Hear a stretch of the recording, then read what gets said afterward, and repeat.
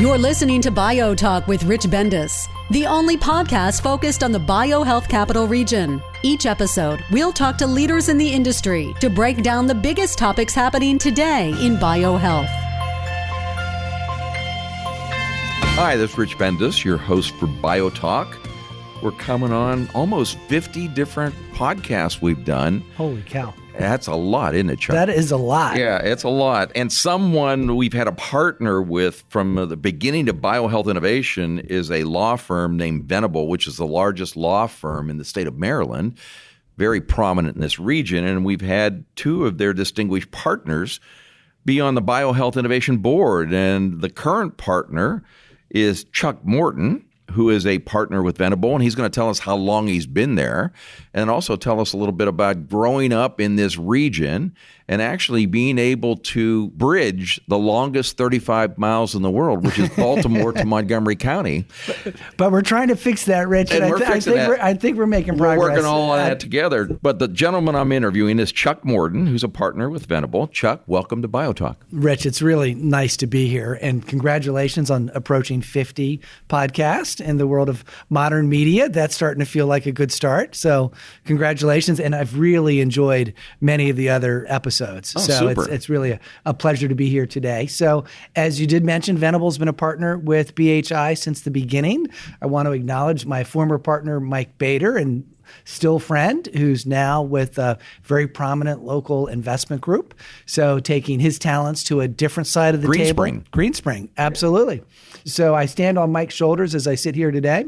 But it is nice to be here. And Venable, as the state's largest law firm, believes that if we can help to spur economic activity, we'll get at least our fair share of it in the region. And as a firm that was started in Maryland in 1900, almost 120 years ago, we've been reflecting that view of our role in the community for a really long time. So it's a pleasure for me to reflect that as I do my best to help the important work of BHI. Well, thank you. Thanks for that historical perspective too, Chuck. And I think the listeners would love to learn a little bit about Chuck Morton first. Before pre-Venable, once you got there, your ascendance into a partnership role. So let's learn a little bit about Chuck Morton. Sure. So as I sit here in Rockville looking out the windows, I guess I should begin as Chuck Morton is a guy who grew up in Rockville, having attended high school on Georgia Avenue in Wheaton at a place called Good Counsel, which I continue to be active with. I then went off to college in New England and came back to Maryland for law school at the University of Maryland, where I met my lovely bride of almost 30 years. We have been blessed with 4 children. We've raised our family in Baltimore. So I'm one of those folks who grew up in the D.C. suburbs and has called Baltimore home now for more than 30 years. And back to the straddling, 3 of my 4 kids have attended Georgetown. So we find ourselves going up and down that long 35 miles frequently. Any lawyers?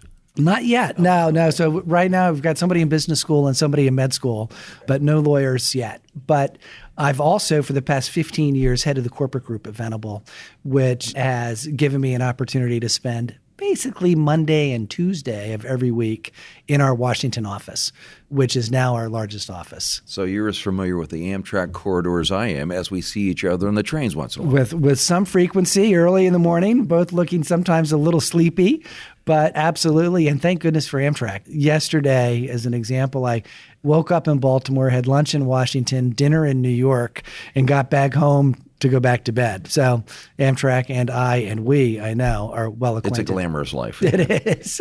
So that's a little bit about your background, but personally, let's talk about your corporate career within Venable. Sure.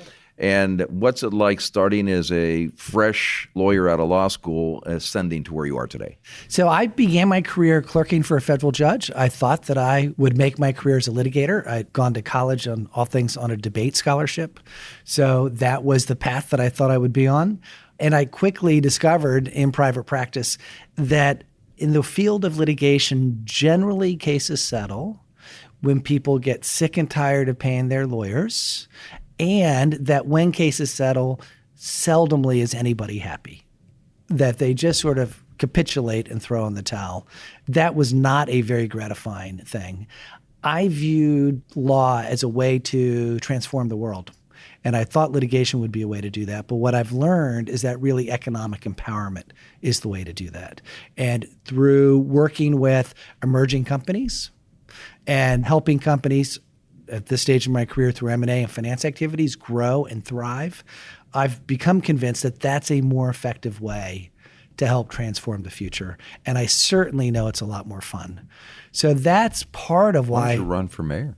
Right. I would much rather continue to work with BHI because I think that through groups like BHI and other economic catalysts, that we can be very, very effective and candidly, in some ways, more effective than government can be in trying to shape the future in ways that ultimately help people. We understand that. Thank you.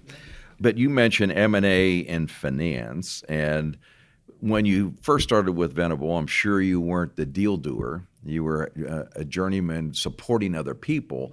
How did you navigate through the firm to get into the role that you're in today? I began after I came out of federal clerkships at a very small firm, and then I went to a mid-sized firm. And part of what I believed was that it would be more gratifying to be the person with the principal relationship with clients. And that certainly is borne out over my career. When I came to Venable in 2000, I came as a lateral partner with about 200 small business clients. And by Venable standards, what I would describe as broad but shallow skills.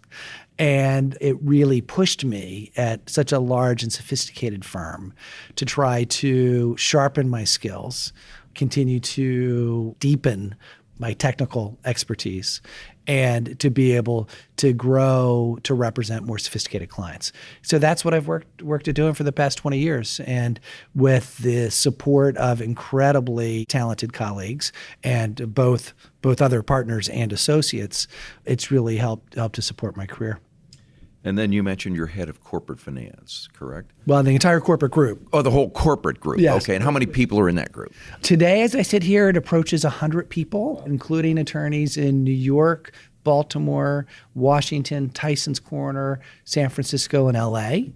The group represents a number of subgroups, so from capital markets groups, debt-related practitioners, various industry verticals, including healthcare, are represented. But the vast bulk of those lawyers focus on M&A and finance activity. Many of us, as I do, serve as outside general counsel to companies that are not large enough yet to have general counsel. But in other instances, we're representing very large businesses and serving very specific roles for them. And it's nice to have a deep bench with 100 people, but most lawyers develop a skill set of which they enjoy doing certain things more than others, as well as they have an expertise to do that. So how would you describe where you fit in that? Within that constellation, I focus on representing emerging companies, including those that are active in BHI and other technology-related companies, M&A, so mergers and acquisitions in finance. Okay. And then as you've migrated to where you are today, has the size of the transactions you're engaged with and the size of the companies increased proportionately? It has, although I continue to be incredibly excited about representing some companies that are smaller than some of my colleagues are eager to represent. I find it incredibly joyful to work with founders, to work with the entrepreneurs and the principals who have the most at stake. It's much more fun for me to work with founders who close their eyes, imagine the future, help them try to make that future a reality, and then participate in that journey with them to some exit event. And it can come in lots of different forms, but the ability to participate in that exciting ride continues to get me very excited. Now, in fairness, larger institutional clients are better able to provide recurring revenue that is important for the firm and obviously for the universities that our children attend. But when it comes to the things that I'm most excited about, it's when people have a deep vested personal interest in the outcomes. Great. I know you're still committed here, and it's nice to know why now, because you enjoy what you're doing. Yes, absolutely. So you mentioned M&A and finance again, and that's a very important activity for us because, as you know, we work with a lot of early stage startup companies, even help them start, provide some management services. And the success is really seeing them succeed and maybe having some exit someday. And we know you have to be patient in this climate because it's taken us 6 to 7 years to realize some of this with some of the people that are very strong. But how would you define where the M&A markets and the finance markets are today, and what's your outlook for the future? On the macro level, not subdividing by industry verticals, I would describe that as very robust, fueled by inexpensive debt. So low interest rates help to fuel M&A activity. Private equity groups, which are incredibly active, and we can talk about that if that would be helpful, provide a lot of capital to do transactions. And they can provide an exit for emerging businesses that are not yet ready for an IPO or some other type of activity. And more focused on the bio space, the growing reliance on big bio, on small companies to create their innovation pipeline is a trend that's happened over the past 5 or 10 years. So rather than those companies in-housing or having those development activities within their big umbrella, they'll let smaller, more entrepreneurial ventures try to seed that activity and then swoop in and buy it when it's actually demonstrating some progress. I just had a chance to go to a meeting last week, Association of University Research Parks, but the CEO of the National Venture Capital Association, Bobby Franklin, spoke, and he also gave us, since it was a BioHealth caucus, which I co-chair with Brian Darmody, he focused on the biohealth industry segment. And what he basically showed was over the last 2 years, really, I'm glad he was using the term biohealth. He wasn't saying biotech or healthcare. He was using biohealth because of the convergence is really what has propped up the financial markets in a big way, because the largest transactions, the most IPOs are coming from this biohealth sector. And it's really encouraging for us because it makes it easier for some of our early stage companies who are riding on the coattails of some of the bigger firms, getting some of their financings and M&As done in that arena. Are you seeing that same trend? Absolutely. And look, to a certain extent, demographics are just impossible to ignore and will play for the foreseeable future an incredibly important catalytic role when it comes to how invested dollars are deployed. And then when you have those IPO events, I think you're describing it as a coattail is a perfect description, that provides dry powder for those ventures to then reach down market and buy technologies that are beginning to be proven to provide an exit for those entrepreneurs. And one of the things we're most excited about is the size of some of the transactions we're seeing in the BioHealth Capital Region, which we describe as Maryland, D.C., and Virginia, rival those that you're seeing in Boston and San Francisco, which are the benchmarks. And you take a Thrive out of Johns Hopkins with a $110 million Series A and Thoroughly over $100 million. Then you do, an IPO, NextCure, $75 million, Viela Bio, $157 million. I mean, it's really exciting to see this stuff emerging here when you used to talk about it in other regions. I think Thrive is a perfect example, and we were lucky enough to be part of that transaction. And you had a New England-based VC lead the effort, bringing money into this region to partner with world-class scientists at a world-class institution like Hopkins. That's a deal that 10 years ago probably would not have happened, and today is just one of a long list that you could rattle off readily. So it's an exciting time to be here in this region and to recognize the region as just that, a region, not individual, isolated, balkanized pockets. And one of the things you mentioned is you have multiple offices throughout the United States in some of the largest markets in the United States. And so you get a chance to observe what's going on in the trends nationally rather than just what's happening here in Baltimore and Montgomery County. So how do you look at what's going on in your other offices and compare it to what's going on in your office here? I view it in some respects very similar. In other respects, there are some geographic nuances. In the similar respects, each of the cities where we are active have entrepreneurial ecosystems that have actors doing their best to spur activity. What I'm beginning to see is connections among those ecosystems in the markets that are succeeding. So, for example, last week, one of our clients based in Baltimore was accepted to participate in Y Combinator, an incubation group in Silicon Valley. There are these connections, the Thrive deal coming from Boston to here.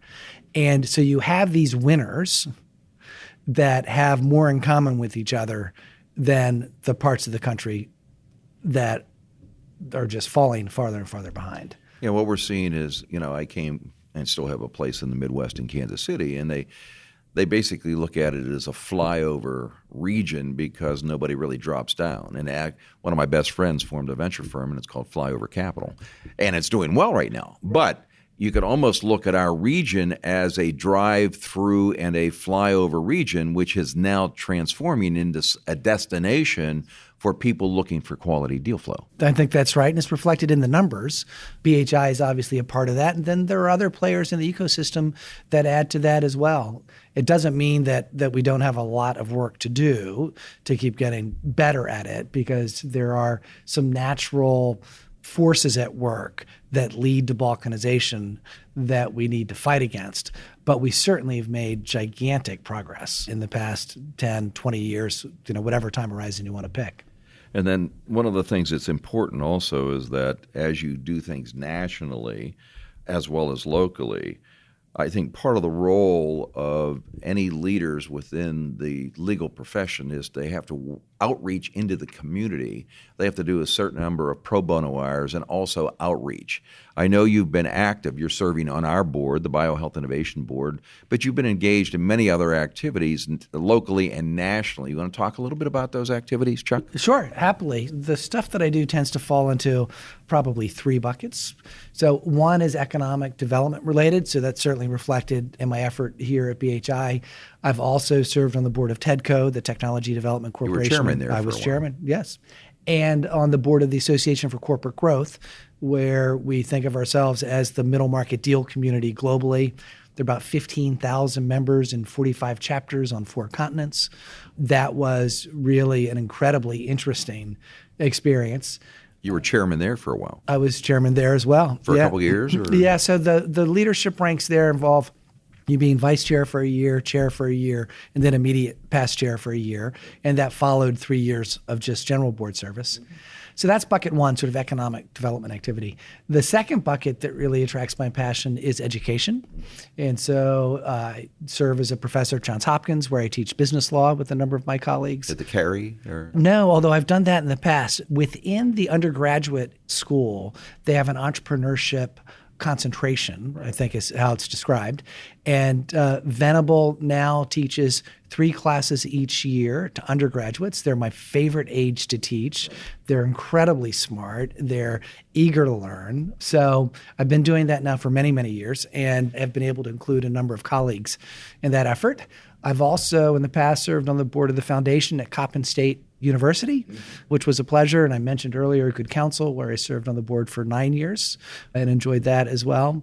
And then the third is just more philanthropic. So I've participated in a number of giving circles, a number of other things that are just more philanthropic, often related to Catholic charities. It's admirable that you can do all of these external activities while still generating the billings that they expect you to generate. Well, we haven't talked much about sleep. And as I know from our conversations, Rich, that's something that you often sacrifice as well. Anyway, we appreciate your contribution to everything that you do locally and nationally. You've been an observer of what's been going on in this innovation and entrepreneurial ecosystem for many years now. What do you think's happened here in the last 10, 20 years since you observed it all in Baltimore, Montgomery County, the whole region? And what do you see that the changes are? And let's talk a little bit down the road about what are some of the things we still need to do. I do believe that we're seeing better regional cooperation. When I moved to Baltimore in 1987, as someone who had grown up in Montgomery County, I had never visited Baltimore. And when I would describe to friends that I was going to law school in Baltimore who'd grown up in Montgomery County, I might as well have said Boston. So in the intervening 30 years, just a number of things that if you don't step back, you may have missed have happened. When I came here today, I took the ICC. It probably cut the drive time by a half hour. That's giant, just in terms of the importance of that. When I got off the ICC and came north on 270, looking at both sides of 270, I can remember as a child when those first buildings were built on the I-270 corridor. Now there's just building after building after building. I can remember as a youngster coming up Route 28, and it was country until you got to Rockville. Mm-hmm. Now, all of that is just dramatically different. In Baltimore, when I moved to Baltimore, vast parts of the Inner Harbor weren't there. Harbor East wasn't there at all. It was an industrial place. In the very heart of the Inner Harbor, there was a giant Superfund cleanup site that was in the middle of this major city. So there has been incredible growth in the D.C. suburbs. We could go on about Prince George's County as well, just remarkable things there. But the region has also naturally grown closer together. And that's a reflection of purposefulness. It doesn't happen by accident. It reflects significant investments. I give Montgomery County government real kudos for some of its vision and initially funding BHI. I applaud our major universities from Hopkins and the University of Maryland, seeing the need to knit the various parts of our state together. It matters ultimately to the quality of life for folks who live here. And recently, and you deserve a tremendous amount of credit for this, greater efforts to cross the great river of the divide and actually link parts of the Commonwealth, the great Commonwealth of Virginia, with the state of Maryland. I probably, with that as the context, should have mentioned I was actually born in Manassas. So I could actually touch all the bases, right? I was born in Arlington, Virginia. So you know. Fort Belvoir. Oh, how about that? My dad, yeah. Okay, that's great. After Second World War, but basically people have an idea how old I am. Yeah, there we go. You just got yourself outed right there, Rich. Anyway, so there's a lot of infrastructure that has been built up, which is very positive of the region. But you talk about connectivity, collaboration, breaking down some of the barriers. But also I think there's some cultural changes, especially in our major institutions, which have changed. And when I first came here, both Johns Hopkins and all of the institutions in the university system of Maryland were focused on licensing deals to generate immediate royalties.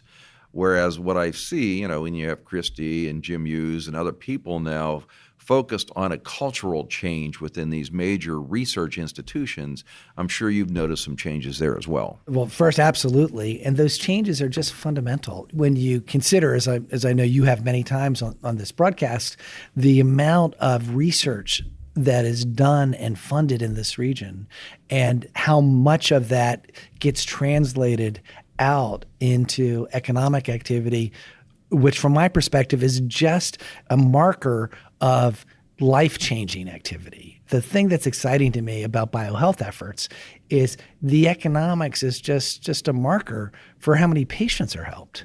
And in other fields, that's not necessarily the case. Basic research is clearly incredibly important. The work that happens at NIH or some of our world-class academic institutions is incredibly important. But in order for someone's life to be made better, in order for a patient to be made healthy, there's another step that has to happen. It needs to be commercialized. And not doing that really is a great failure. And it was something that I fear culturally we had in days gone by been so focused on the purity of the research, which I respect and celebrate, but that somehow we thought that taking the next step was less pure.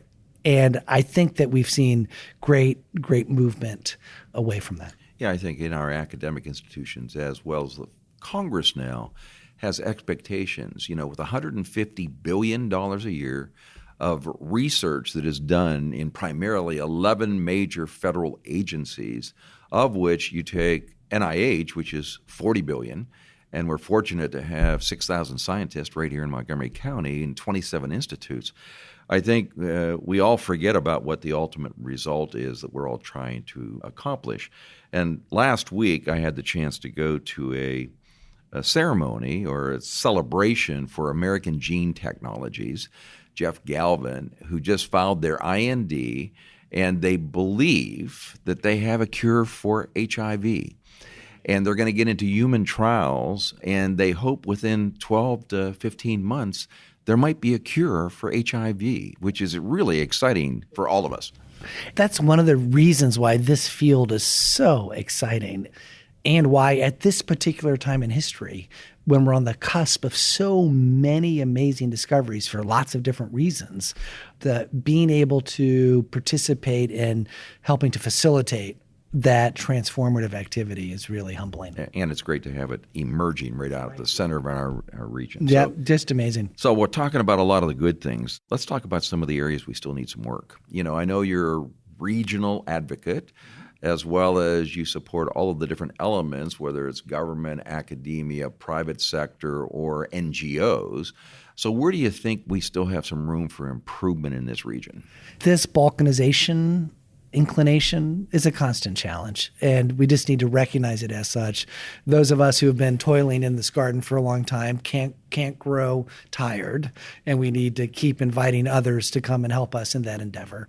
We know that unless we can build more regionalism, that we won't be able to be all we can be. So we just need to constantly work at that.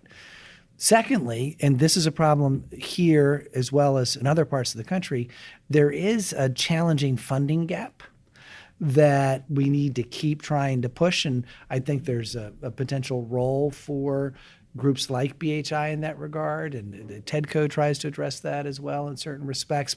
But trying to find the right funding sources to help companies that have perhaps taken advantage of some of the, whether it's an SBIR or some of the TEDCO very, very early stage money, and have been able to demonstrate a kernel of viability to get to that next step, is a place where we're missing some financial resources.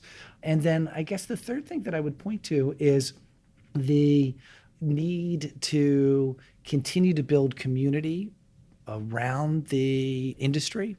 Places like Boston, places like San Diego, even in Northern California, there are intellectual capital resources that we still need to build upon. And I think the heart of that is community. And, of course, when you have community, you also have potential silos. And that's what you talk about, trying to break those barriers down, because I don't care whether you're an academic institution or an NGO or a government entity or an economic development organization, you have different masters that you have to serve. You have different funding sources. It's a way to make certain that everybody can achieve their own organizational goals and objectives while not trying to step on somebody else's toes. An analogy I use in lots of different contexts is lanes. Mm-hmm.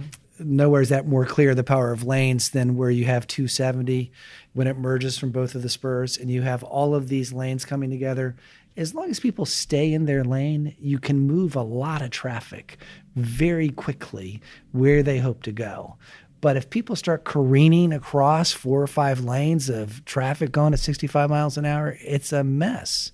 So finding ways where the various groups with the different constituents that they necessarily have to serve, but who ultimately all share the same goal. They're all trying to go to either north or south, depending upon which time of the day on 270, helping to facilitate that respectfully so that all of the actors are getting what they ultimately need to facilitate this flow in the direction that we all aspire to go in, I think is part of what we have to be working on. And I think sometimes people that can influence people staying in their own lanes are sort of the board members that serve to help facilitate the missions of some of these different organizations you mentioned, to help people keep in their lanes. And keep their eyes focused on the ultimate prize. If one of the lanes, just to keep working off that metaphor, causes a horrible accident behind it and it's a rush to go forward, and yet it's the only car that advances, that's not ultimately what folks are hoping to achieve. There really is a shared, broad vision for what we collectively can be doing. And in order to build on that, it really, getting back to this theme of community, requires trust.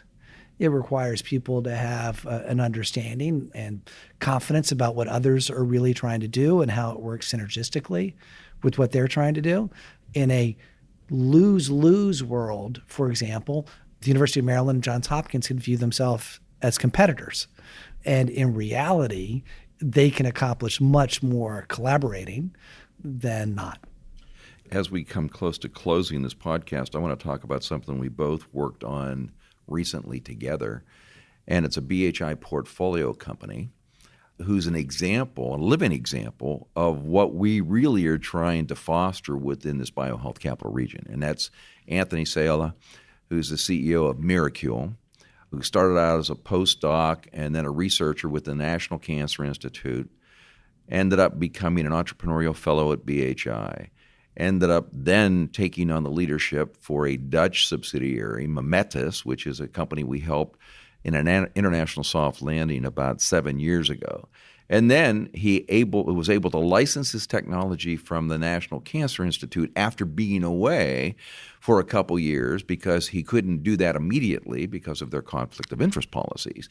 And then went through all of the different resources within the region that could help leverage his science, his cancer research that he's doing.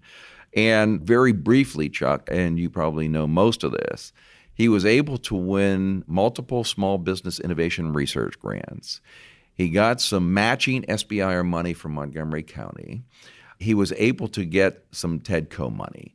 He then was able to apply for the Maryland Biotechnology Tax Credit Program and was able to leverage about $1.5 million through that tax credit program. Then he presented at our BioHealth Capital Region Investor Conference, which was just 3 weeks ago, met 2 angel investors who had never met before in his life on a Wednesday, and they wrote him checks on a Friday. And then he got multiple A-plus investors to come into his almost $2.5 million seed round, which he closed with his tenacious effort. And you were able to be the legal counsel to Miracule to help him facilitate that closing. But I look at that as really a role model for what we're trying to emulate with multiple entrepreneurs in this region, but they don't know how to leverage all the resources that are here. And look, it starts like it's so many other things by having a role model. Anthony has become just that. And I mentioned earlier about the importance of intellectual capital and continuing to develop that. And that's exactly what I'm talking about. So Anthony navigating that path, taking advantage of those various resources and being in a place where we expect great things from him. I expect that years from now, we'll look back at Anthony's story and the list of things that you went through will feel like a footnote on what's yet to accomplish between here and there. But he is a great example of what purposeful economic development activity can look like. It will be transformative for the lives of his patients, we hope.